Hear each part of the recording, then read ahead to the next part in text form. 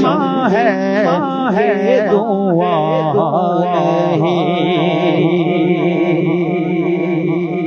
یا رسول اللہ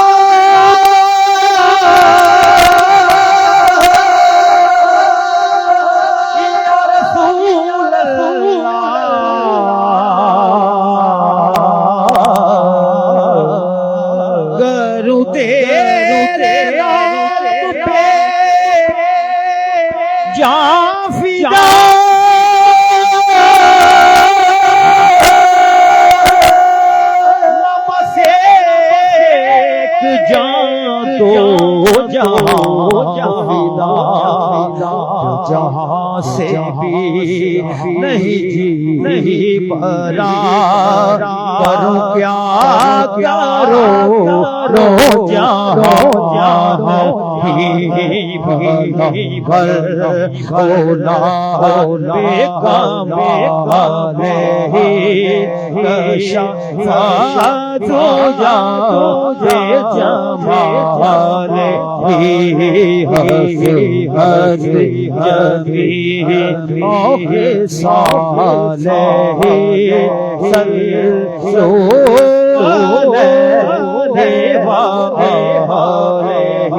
نعرہ تکبیر نعرہ تکبیر نعرہ رسالت نعرہ تکبیر نعرہ رسالت نعرہ حیدری نعرہ غوثیہ مرحبا مرحبا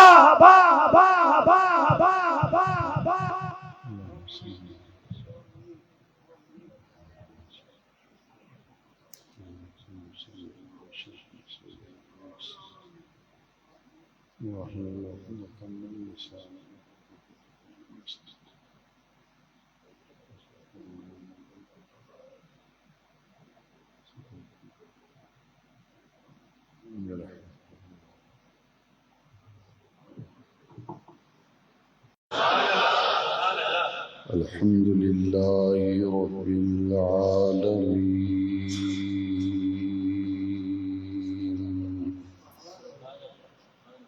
والصلاة والسلام على رسوله الكريم بسم الله الرحمن الرحيم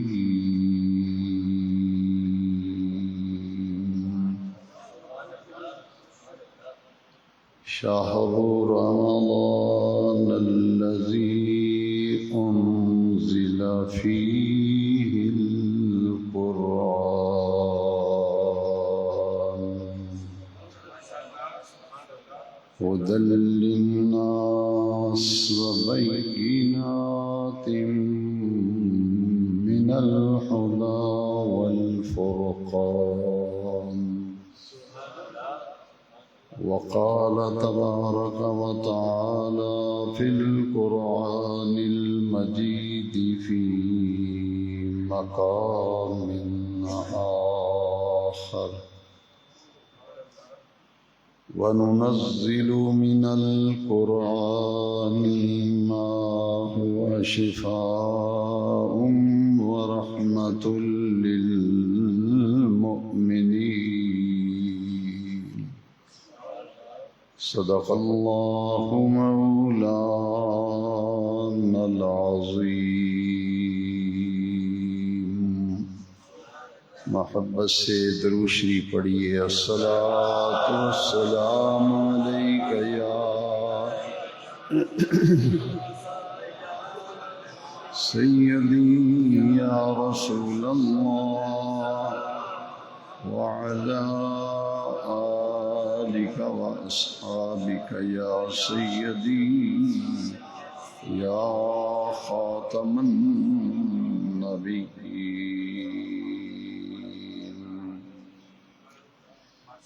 اللہ رب العزت کا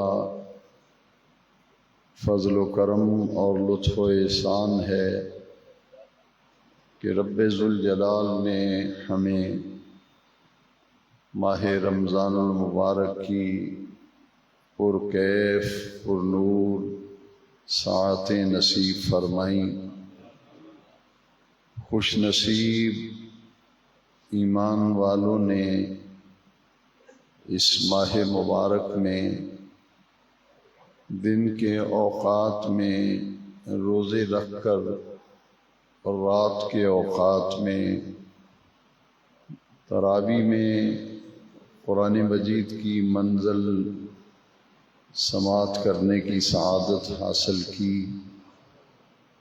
اور اس ماہ مبارک میں بہت سے نیک اعمال کے ذریعے اپنے رب کریم کی رضا اور اس کی خوشنودی کو حاصل کرنے کا سامان کیا۔ یہ ماہ مبارک بڑی تیزی کے ساتھ اپنے اختتام کی طرف بڑھ رہا ہے، اور آج ماہ رمضان المبارک کا چوتھا جمعہ مبارکہ ہے۔ اس ماہ مبارک کی خاص فضیلت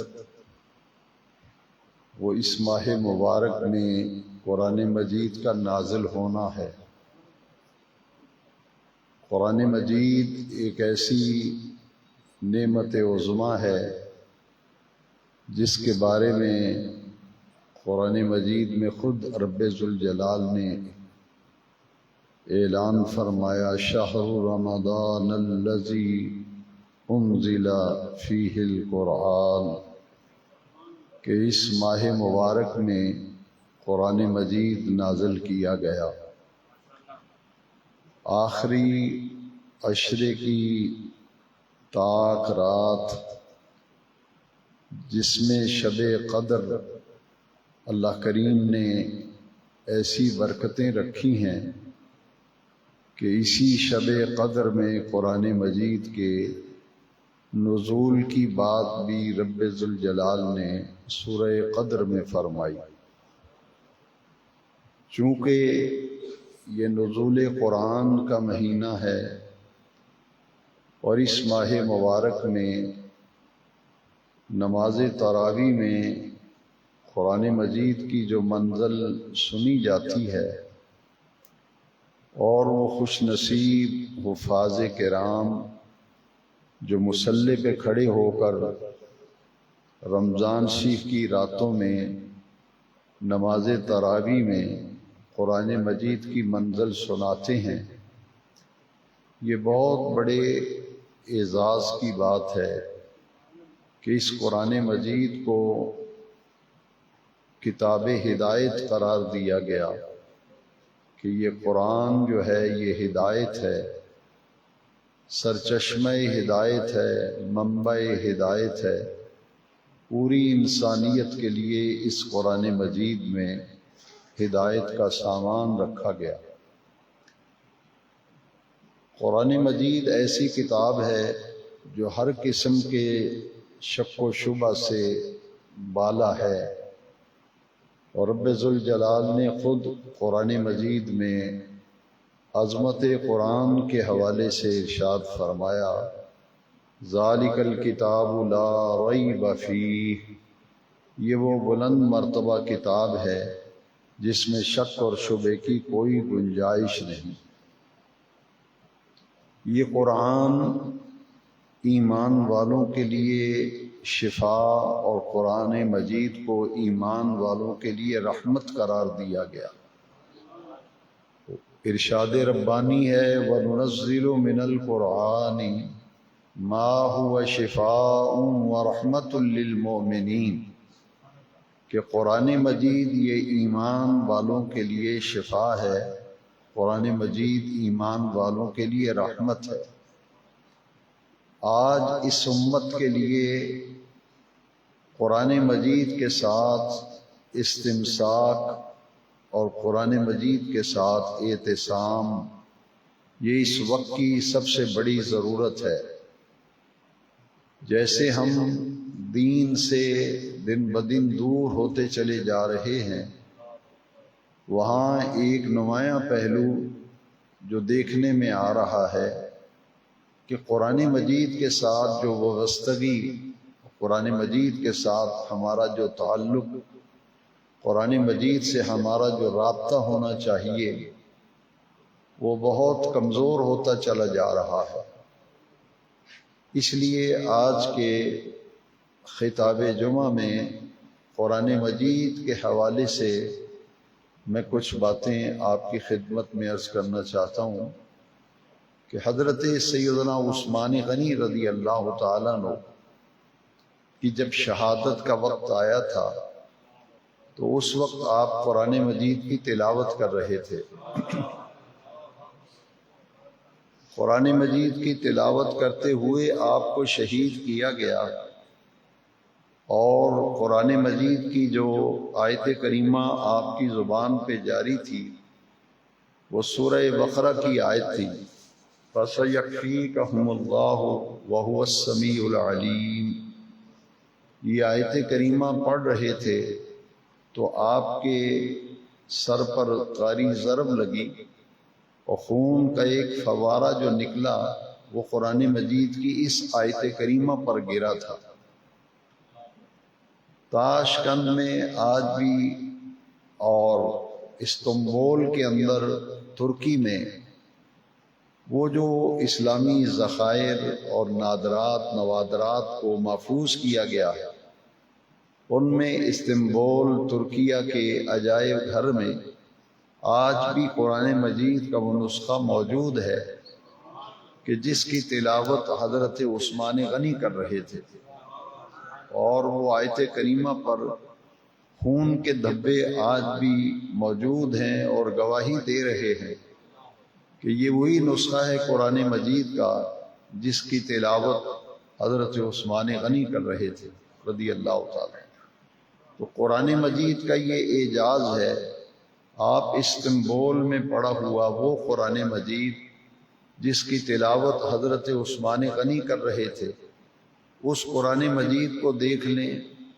امریکہ میں جو قرآن مجید پڑھا جا رہا ہے اس نسخے کو دیکھ لیں، یورپ میں، افریقہ میں، ایشیا میں، خلیجی ممالک میں، پوری دنیا میں جہاں بھی قرآن مجید کی تلاوت کی جاتی ہے، آپ کوئی بھی نسخہ لے آئیں اور حضرت عثمان غنی جس نسخے کی تلاوت کر رہے تھے اس میں آپ کو زیر زبر کا بھی فرق نظر نہیں آئے گا۔ 1500 سال گزر گئے، 1500 سال گزر گئے تو قرآن مجید کا وہی نسخہ پوری دنیا میں پڑھے جانے والے کلام مجید کے ساتھ اس کا تقابل کریں گے تو آپ کو اس میں ذرہ برابر بھی کمی بیشی نظر نہیں آئے گی۔ اس کی بنیادی وجہ یہ ہے کہ تمام آسمانی کتابیں نازل کی گئیں لیکن کسی بھی کتاب کی حفاظت کا ذمہ رب ذوالجلال نے نہیں دیا۔ قرآن مجید وہ آخری اللہ کا کلام ہے اور آخری صحیفہ ہدایت ہے جس کے بعد قیامت تک نہ کوئی نیا نبی پیدا ہوگا، نہ کوئی نئی آسمانی کتاب آئے گی۔ تو یہ آخری اللہ کا کلام اور آخری کتاب ہدایت جو ہے اس کی حفاظت کا ذمہ رب ذوالجلال نے دیا، اور قرآن مجید میں پھر رب ذوالجلال نے فرمایا اِنَّا نَحْنُ نَزَّلْنَا الذِّكْرَ وَإِنَّا لَهُ لَحَافِظُونَ، ہم نے اس قرآن مجید کو نازل کیا اور ہم ہی اس قرآن مجید کی حفاظت کریں گے۔ اس کی حفاظت کا ذمہ اللہ کریم نے خود لیا، اور اس کی حفاظت کے لیے حضور کی امت کے ان خوش نصیب لوگوں کا انتخاب کیا جن کو آج ہم اپنی زبان میں حافظ قرآن کہتے ہیں۔ ان کے سینوں میں قرآن مجید محفوظ ہے، اور یہ قرآن مجید ایسی عظیم کتاب ہے جسے فرمایا یہ ایمان والوں کے لیے شفا بھی ہے، ایمان والوں کے لیے رحمت بھی ہے، اور یہ کتاب ہدایت ہے۔ اس میں ہدایت کا تمام پہلو آپ کو نظر آئیں گے۔ دو چیزیں ہیں جن سے ہمیں اپنا تعلق مضبوط کرنا چاہیے۔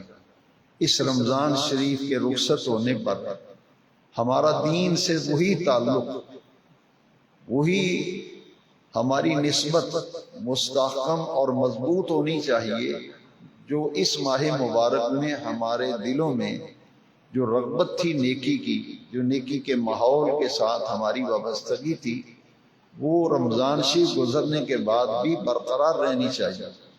اس لیے کہ یہ قرآن مجید وہ عظیم کتاب ہے کہ نبی کریم علیہ السلام نے فرمایا کہ بہت سے لوگوں کو اللہ تعالی قرآن مجید کے ساتھ تعلق، اس کے ساتھ نسبت اور اس کی تعلیم اور تعلم سے شغف، عروج، ترقی اور کمال عطا فرمائے گا، اور بہت سی قوموں کو، لوگوں کو قرآن مجید کو ترک کرنے کی وجہ سے ذلت کی پستیوں میں گرائے گا۔ یہ حضور کی حدیث شریف ہے، ان اللہ یرفع بہذا الکتاب اقواما ویدعو بہ آخرین، کہ قرآن مجید سے تعلق کی وجہ سے عروج ملے گا، ترقی ملے گی، کمال ملے گا، اور قرآن مجید کو ترک کرنے کی وجہ سے ذلت کی پستیوں میں آدمی گر جاتا ہے۔ تو قرآن مجید کا اعجاز یہ ہے کہ پورے کا پورا قرآن محفوظ ہے، پورے کا پورا قرآن محفوظ ہے۔ اسی طرح جس طرح قرآن مجید کی زیر زبر محفوظ ہے، اس کے حروف محفوظ ہیں، اسی طرح پوری کائنات میں ایک ہی ہستی اور ایک ہی شخصیت اور ایک ہی ذات گرامی ایسی ہے جن کی زندگی کی ایک ایک ادا بھی حضور کے صحابہ کرام نے اپنے آقا کی ایک ایک ادا کو اور ایک ایک بات کو انہوں نے محفوظ کر لیا تھا۔ جس طرح پورے کا پورا قرآن محفوظ ہے، اس میں زیر زبر میں کوئی تبدیلی نہیں کر سکا، اسی طرح پوری کائنات میں ایک واحد ہستی، ایک واحد شخصیت ہے جس کی پوری زندگی آپ کو سیرت کی کتابوں میں ملے گی۔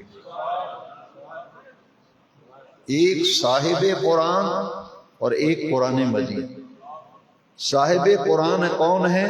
جن کے دل انور پر قرآن اترا ہے۔ نزل علی قلبک، بے نیاز رب نے خود قرآن میں فرمایا کہ اے محبوب، یہ قرآن ہم نے آپ کے دل انور پر اتارا۔ تو قرآن اس ہستی پاک کے دل پر نازل ہوا ہے۔ پوری کائنات میں کوئی ایسا انسان نہیں، کوئی ایسی شخصیت نہیں، کوئی ایسی ہستی نہیں، واحد حضور کی ذات ہے جن کا ہم نے کلمہ پڑھا ہے، جن کی پیدائش سے لے کر، جن کے میلاد سے لے کر، جن کے وصال تک آپ کی پوری حیات طیبہ آپ کو محفوظ ملے گی سیرت کی کتابوں میں۔ آپ کی اداؤں کو محفوظ کر لیا جائے۔ جس طرح قرآن محفوظ ہے، اسی طرح حضور کی سیرت بھی محفوظ ہے۔ لَقَدْ كَانَ لَكُمْ فِي رَسُولِ اللَّهِ أُسْوَةٌ حَسَنَةٌ، قرآن مجید نے اعلان کیا کہ میرے محبوب کی پوری زندگی تمہارے لیے نمونہ کمال ہے۔ تو جب حضور کی حیات نمونہ کمال ہے، حضور کی سیرت یہ نمونہ کمال ہے، تو اس کا محفوظ ہونا بھی ضروری ہے۔ اسی لیے جیسے قرآن کے حروف محفوظ ہیں، قرآن کی زیر زبر پیش محفوظ ہے، اسی طرح مدینے والے آقا کی ایک ایک ادا بھی آج سیرت کی کتابوں کے اندر محفوظ ہے۔ میں آپ کو ایک مثال دیتا ہوں۔ جس طرح قرآن مجید کی حفاظت کے لیے اللہ کریم نے حفاظ کرام کو منتخب کیا۔ حافظ قرآن کا کوئی معمولی مقام ہے، لیکن اس میں ایک شرط لگائی نبی کریم علیہ السلام۔ ہر حافظ قرآن کے لیے یہ خوشخبری نہیں ہے، ہر حافظ قرآن کے لیے یہ نوید نہیں ہے، صرف اس حافظ کے لیے جس نے قرآن مجید کو حفظ کیا، اس کے حلال کو حلال جانا اور حرام کو حرام جانا، اور اس کو اپنی عملی زندگی میں عمل کر کے دکھایا۔ ایسا خوش نصیب حافظ جو ہے وہ قیامت کے دن اپنے خاندان کے 10 افراد جن پہ جہنم واجب ہو چکی ہوگی ان کی شفاعت کرے گا، اور حافظ قرآن کی شفاعت سے اسے جنت میں بھیج دیا جائے گا۔ خاندان کے 10 افراد، ان میں شرط ہے حدیث شریف میں، جس میں حافظ قرآن کی اس عظمت کو بیان کیا گیا کہ خاندان کے 10 افراد کو اللہ سے بخشوائے گا، شفاعت کرے گا۔ وہاں یہ شرط ہے کہ حلال کو حلال جانا ہو، حرام کو حرام جانا ہو، جو پڑھا تھا اس پہ عمل کر کے دکھایا ہو، تو اتنا اونچا مقام ملے گا۔ خاندان کے 10 افراد جن پر جہنم واجب ہو چکی ہوگی، ان کے حق میں شفاعت کر کے انہیں بخشوا کر کے جنت میں لے جائے گا۔ اور قیامت کے دن کچھ ایسے لوگ آ رہے ہوں گے، مرد اور عورتیں، جن کے سروں پر تاج رکھے گئے ہوں گے، تاج، اور وہ تاج نور کے ہوں گے، جیسے سورج کی کرنیں چمکتی ہیں، اسی طرح حدیث شریف میں ہے کہ ان کے جو نور کے تاج ہوں گے، ان میں سے نور کی کرنیں نکل رہی ہوں گی، نور کی شعائیں نکل رہی ہوں گی، اور بڑی عزت و وقار کے ساتھ انہیں لایا جا رہا ہوگا۔ تو لوگ پوچھیں گے کہ یہ کون لوگ ہیں جن کو اتنی عزت ملی کہ ان کے سروں پر نور کے تاج اور عمامے سجائے گئے، انوار و تجلیات کی بارش ہو رہی ہے، لوگ حیرت سے گردنیں اٹھا اٹھا کے دیکھیں گے یہ کون لوگ ہیں؟ تو کہا جائے گا یہ حافظ قرآن کے والدین ہیں، یہ حافظ قرآن کے والدین ہیں۔ حفظ بچے نے کیا تھا، حفظ بیٹے نے کیا تھا، حفظ بیٹی نے کیا تھا، لیکن ماں باپ کو یہ اعزاز ملے گا، نور کے تاج سجائے جائیں گے، نور چھن چھن کے آ رہا ہوگا، شعائیں اور کرنیں نکل رہی ہوں گی، کہا جائے گا یہ حافظ قرآن کی ماں ہے، یہ حافظ قرآن کا باپ ہے، انہوں نے اپنے بیٹے کو بیٹی کو حفظ کرایا تھا، آج اللہ نے میدان معاشر میں انہیں عزتوں سے نوازا۔ اور پھر جس طرح تراویح میں آپ نے یہ حسین منظر دیکھا، تراویح میں حسین منظر دیکھا کہ جب حافظ قرآن اور مقری جو تلاوت کر رہا ہے، تراویح میں قرآن پڑھ رہا ہے، اگر کوئی زیر زبر کی بھی غلطی آتی ہے، الف اور واو کی غلطی آتی ہے، مشابہ لگتا ہے، تو پیچھے کھڑا ہوا چھوٹی عمر کا حافظ قرآن اس غلطی کو پکڑتا ہے، اس غلطی کو پکڑتا ہے، اور پھر وہ قرآن مجید کی تلاوت کرنے والوں، منزل پڑھنے والوں کو لقمہ دیتا ہے، لقمہ دیتا ہے۔ حفاظت اللہ نے اپنے ذمے لی، اور حفاظت کے لیے اپنے محبوب کی امت کو چن لیا، اپنی امت کو چن۔ تو میں نے یہ عرض کیا کہ جس طرح قرآن محفوظ ہے، توجہ دے، جس طرح قرآن محفوظ ہے، اسی طرح صاحب قرآن کی سیرت بھی محفوظ ہے، حضور کی حیات بھی محفوظ ہے، اور اس بات پر یقین کامل رکھنا ایمان کا تقاضا ہے۔ کیا مقام ہے، قرآن کی عظمتوں کا کیا کہنا، مگر صاحب قرآن کی عزت و عظمت و وقار اور تمکنت کا بھی کیا کہنا، جن کی زندگی کی ایک ایک ادا کو سیرت کی کتابوں میں محفوظ کر دیا گیا۔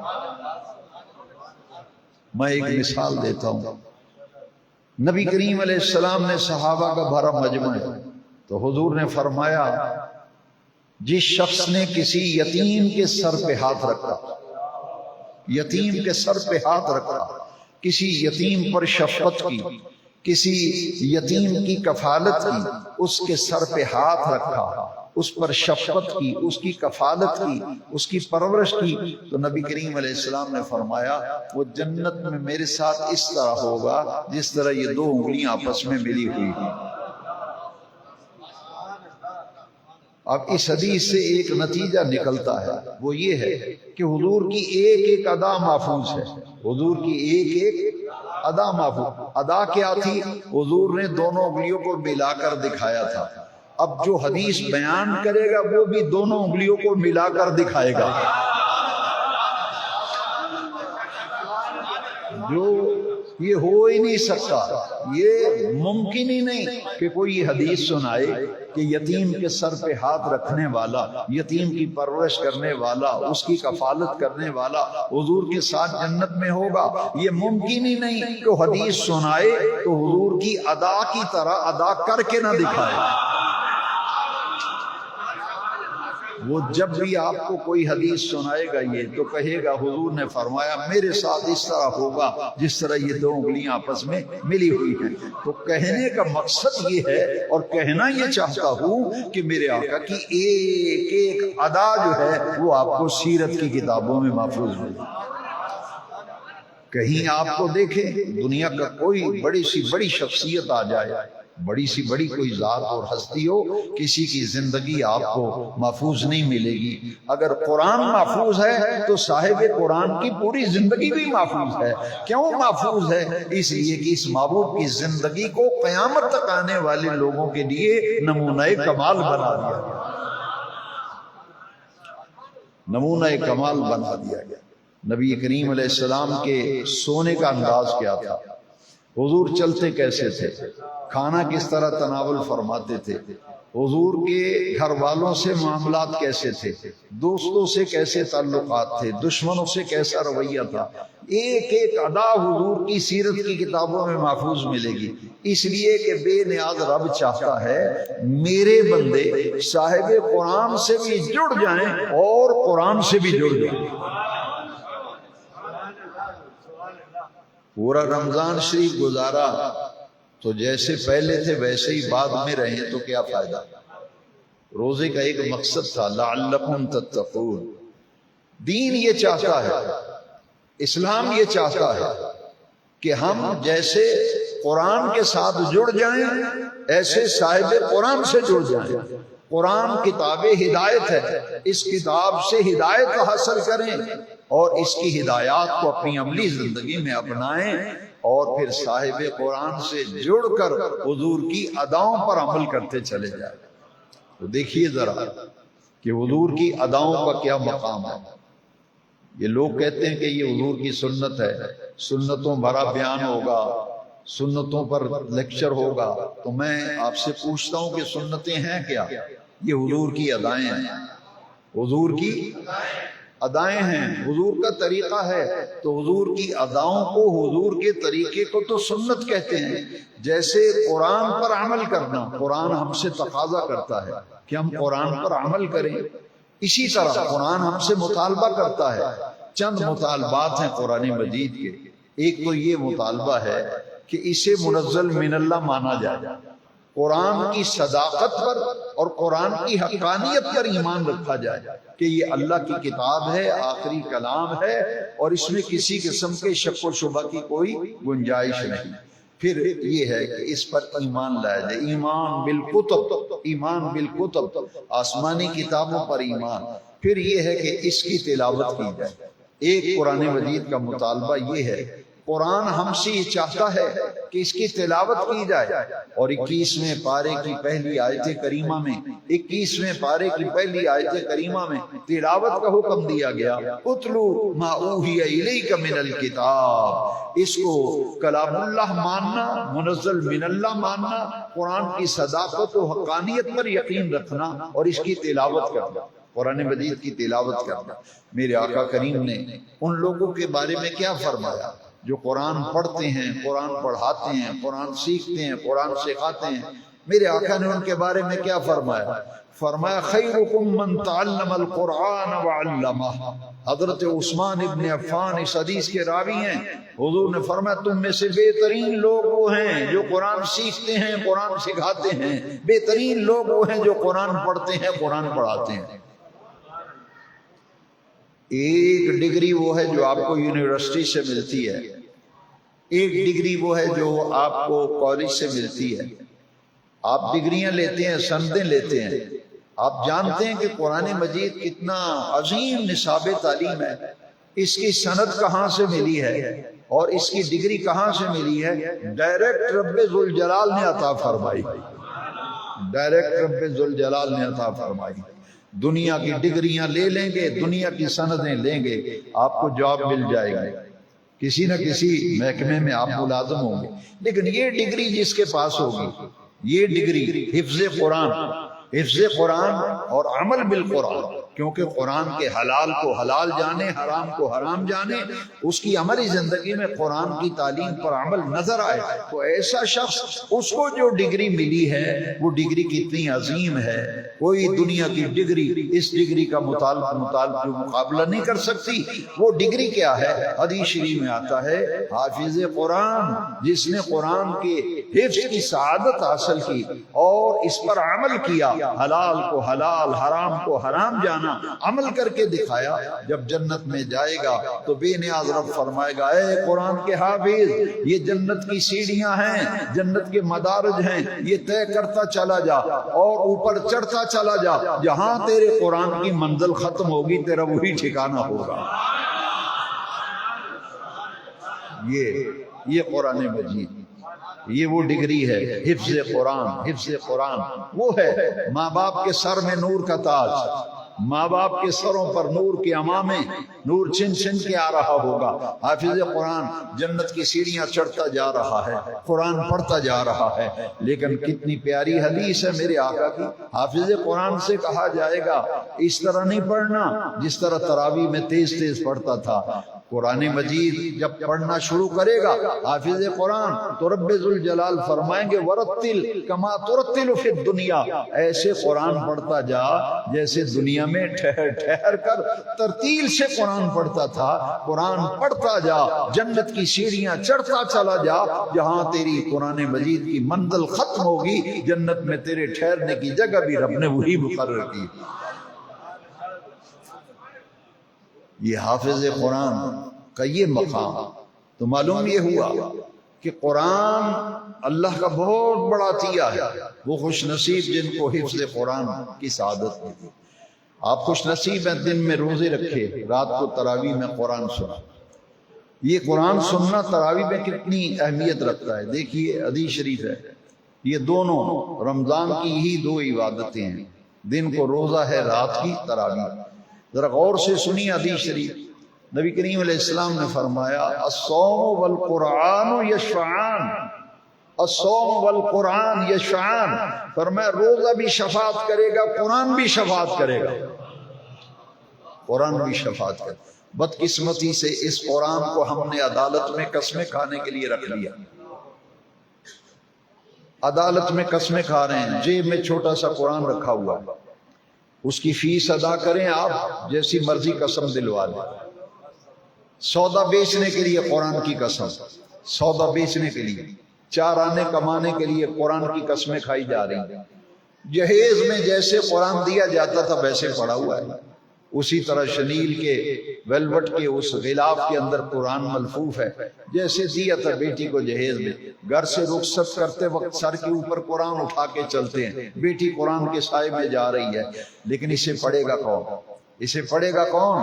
جس قرآن کو کتاب ہدایت قرار دیا گیا، ذالک الکتاب لا ریب فیہ ھدی للمتقین، یہ قرآن کتاب ہدایت ہے، اس میں تمہارے لیے نور ہے، اس میں تمہارے لیے خیر ہے، اس میں تمہارے لیے شفا ہے، اس میں تمہارے لیے رحمت ہے۔ لہذا امت سے بدقسمتی سے دو چیزیں رخصت ہوتی چلی جا رہی، دو چیزیں ہمارے گھروں سے بھی رخصت ہو رہی، ہماری زندگیوں سے بھی دو چیزیں تیزی سے ہم ان سے الگ ہو رہے ہیں، ایک نماز اور ایک قرآن، ایک نماز ایک قرآن، ایک نماز ایک قرآن۔ وائے ناکامی متائے کارواں جاتا رہا، کارواں کے دل سے ایسا سے زیاں جاتا رہا۔ اگر رمضان شریف آیا ہے تو پھر مزہ تب ہے کہ جب رمضان شریف رخصت ہو رہا ہو تو ہماری زندگیوں میں تبدیلی آئی ہو۔ لعلکم تتقون، اگر تقوی حاصل نہیں ہوا تو پھر کیا ہے، پھر رمضان شریف سے فائدہ نہیں اٹھایا گیا۔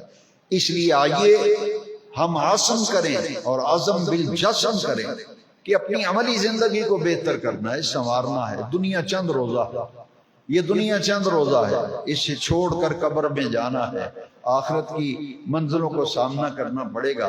تو کیوں نہ ایسی زندگی کا انتخاب کریں جس زندگی پر چل کر وہ زندگی بہتر ہو جائے جہاں مرنے کے بعد جا کر کے رہنا۔ اس کے لیے وابستہ ہونا پڑے گا ایک قرآن سے اور ایک صاحب قرآن سے وابستہ۔ اب جس ہستی پاک کے دل انور پر قرآن اترا، جن کے دل پر قرآن اترا ہے، جب قرآن مجید کی تلاوت ہو رہی ہے تو حضور گلی میں کھڑے ہیں، حضور کا ایک غلام ابو موسیٰ اشعری وہ اپنے گھر میں قرآن پڑھ رہا ہے، تلاوت کر رہا ہے، حضور گزر رہے تھے۔ جب قرآن مجید کی تلاوت کی آواز آئی، حضور ان کے مکان کے باہر دیوار کے ساتھ ٹیک لگا کر کھڑے رہے، جب تک وہ قرآن پڑھتے رہے نبی کریم علیہ السلام گلی میں کھڑے ہو کے سنتے رہے۔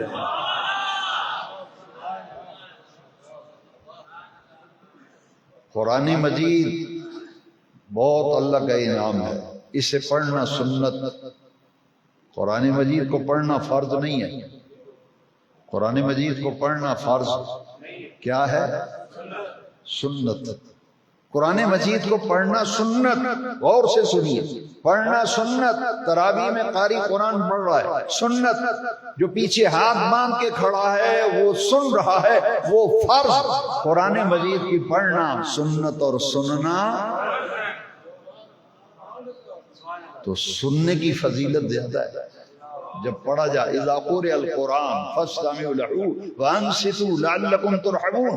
ہمیں قرآن کا پتہ ہی نہیں، ہم نے تو 4 آنے کا سودا بھی، اللہ کی قسم ہے اتنے کا میں لے کے آیا، عدالت میں قسمیں کھانے کے لیے جیب میں قرآن رکھا ہوا ہے۔ یہ قرآن قسمیں کھانے کے لیے نہیں آیا تھا، یہ قرآن تو کتاب ہدایت ہے، یہ تو عمل کے لیے آیا تھا۔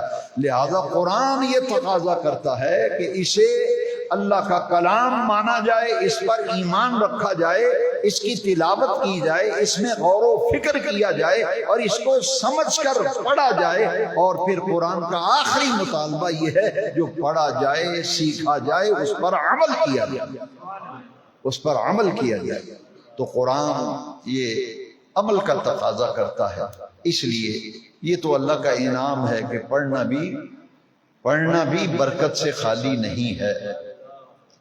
پچھلے دنوں ایک ڈاکٹر نے بڑی مہم چلائی تھی کہ قرآن مجید کی اگر تلاوت کی جائے تو ثواب نہیں ملتا، ثواب تب ملتا ہے جب سمجھ کے پڑھا جائے۔ تو میں تو بڑا حیران ہوا، میں نے کہا دیکھیے کہ نبی کریم صلی اللہ علیہ وسلم کو تو حکم ہوا ہے نا قرآن میں 21ویں پارے کی پہلی آیت اتلو ما اوحی الیک من الکتاب، اس کی تلاوت کیجیے۔ تو تلاوت اتنا عمل ہے، تو حضور کی یہ حدیث ذہن میں رکھیں۔ جو لوگ آپ کو بہکاتے اور پھسلاتے ہیں وہ کہتے ہیں جی صرف پڑھنے سے کوئی ثواب نہیں ملتا، میرے آقا نے فرمایا جس نے الف لام میم پڑھا نا، الف لام میم، اس کو الف کے پڑھنے پر 10 نیکیاں، لام کے پڑھنے پہ 10 نیکیاں، میم پہ پڑھنے پہ 10 نیکیاں۔ کہتے ہیں مانا نہ آتا ہو تو پڑھنے کا ثواب نہیں ملتا۔ تو ایمان سے بتاؤ اتنے بڑے ہزاروں کے اجتماع میں کون ہے جس کو الف لام میم کا معنی آتا ہے؟ 27 حروف مقطعات ہیں قرآن میں، 27 حروف مقطعات، ان کا کسی کا معنی بھی نہیں آتا، لیکن یہ پڑھنے پہ ثواب ملتا ہے یا نہیں ملتا؟ حضور نے فرمایا الف لام میم یہ ایک حرف نہیں ہے، الگ الگ ہر حرف کے بدلے میں نیکیاں ملتی ہیں۔ لہذا تلاوت کا الگ مرتبہ و مقام ہے، اور سمجھ کر پڑھنے والے کی زندگی بدلتی ہے، سمجھ کر پڑھنے والے کی زندگی بدلتی ہے۔ تو یہ رمضان شریف شہر رمضان الذی انزل فیہ القرآن، یہ رمضان وہ مہینہ ہے جس میں قرآن اترا تھا۔ اسی لیے تراویح میں قرآن اس لیے پڑھا جاتا ہے کہ مسلمان رات کا کچھ حصہ قرآن مجید کی معیت میں گزاریں، قرآن کے ساتھ گزاریں۔ دن کو روزہ رکھا تھا، رات کو تراویح میں کھڑے ہو کے قرآن جب سنتے ہیں تو قرآن کا نور دلوں میں اترتا ہے، قرآن کا نور دلوں میں اترتا ہے۔ چھوٹا سا بچہ بھی قرآن شریف جب پڑھتا ہے اس کو معنی نہیں آتا، لیکن وہ جھومتا ہے، قرآن پڑھتے ہوئے جھومتا ہے۔ یہ اس کے لاہوتی کلام ہونے کی دلیل ہے، لاہوتی کلام ہونے کی دلیل ہے۔ تو آج کے بیان جمعہ کا خلاصہ یہ ہے کہ جس طرح قرآن محفوظ ہے اسی طرح صاحب قرآن کی سیرت بھی محفوظ ہے، حضور کی ایک ایک ادا محفوظ ہے۔ لہذا نہ قرآن کے بغیر گزارا ہے، نہ صاحب قرآن کے بغیر گزارا۔ سارے جمعے کے بیان کا خلاصہ یہ، نہ قرآن کے بغیر گزارا، نہ صاحب قرآن کے بغیر۔ روزانہ گھر میں قرآن کھلے، روزانہ گھر میں نماز کے لیے مصلی بچھے۔ کیسے وقت تھے گھروں میں قرآن کھلتے تھے، مصلی بچھتے تھے، مائیں بہنیں بیٹیاں نمازیں پڑھتی تھیں۔ اب ہمارے گھروں سے نماز بھی رخصت ہو گئی، قرآن بھی رخصت ہو گیا۔ آؤ رمضان شریف کی نورانی گھڑیوں میں رب سے دعا مانگیں کہ بے نیاز رب ہمارے گھروں میں 2 نعمتیں آ جائیں، 2 نعمتیں آ جائیں، ایک ہمارے گھر میں نماز آ جائے، ایک ہمارے گھر میں قرآن آ جائے۔ اللہ سبحانہ و تعالی ہم سب کو قرآن کی محبت، اور نماز کی محبت عطا فرمائے، کیونکہ قیامت کے دن سب سے پہلا سوال جو ہے حدیث شریف میں ہے کہ قیامت کے دن جب اعمال کا حساب و کتاب ہوگا تو سب سے پہلے جس عمل کا حساب دیا جائے گا وہ نماز ہے، نماز۔ بلکہ اس پر میں بیان ختم کرتا ہوں۔ جنتی لوگ جہنمیوں سے سوال کریں گے، جنتی جنت میں چلے گئے، جہنمی جہنم۔ جنتی لوگ پوچھیں گے جہنمیوں سے ما سلککم فی سقر، ما سلککم فی سقر۔ جہنمیوں سے پوچھیں گے تم نے کون سا جرم کیا ہے، کون سا ایسا گناہ تم سے ہوا تم جہنم میں پہنچ گئے، کس عمل نے تمہیں جہنم میں پہنچایا، کس عمل کی وجہ سے تم جہنم میں آ گئے؟ تو کیا جواب دیں گے؟ سنیے اللہ کا قرآن، اللہ کا قرآن کیا کہتا ہے؟ وہ کہیں گے لم نکو من المصلین، لم نکو من المصلین، لم نکو من المصلین۔ ہم نماز نہیں پڑھا کرتے تھے، ہم بے نماز تھے، نماز نہیں پڑھتے تھے، اس وجہ سے ہم جہنم میں پھینکے گئے۔ مسلمان کی شان یہ ہے، مسلمان کی شان یہ ہے جیسے ہی اذان میں آواز آئے حی علی الصلاۃ، آؤ نماز کی طرف، حی علی الصلاۃ، آؤ نماز کی طرف، حی علی الفلاح، آؤ کامیابی کی طرف، آؤ فلاح کی طرف۔ مومن کی شان یہ ہے، پھر دنیا کے سارے کام بس ایک ہی کام کہ اللہ کا بلاوا آ گیا ہے، مسجد کی 5 وقت کی حاضری دینی ہے، مسجد کی 5 وقت کی حاضری۔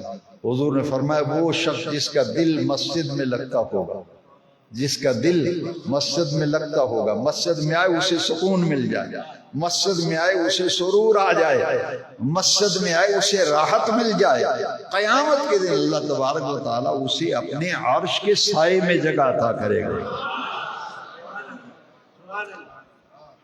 قُوْ أَنفُسَكُمْ وَأَهْلِيكُمْ نَارًا، قُوْ أَنفُسَكُمْ وَأَهْلِيكُمْ نَارًا۔ قرآن کہتا ہے خود بھی جہنم کی آگ سے بچو، بیوی بچوں کے جہنم کی آگ سے بچاؤ۔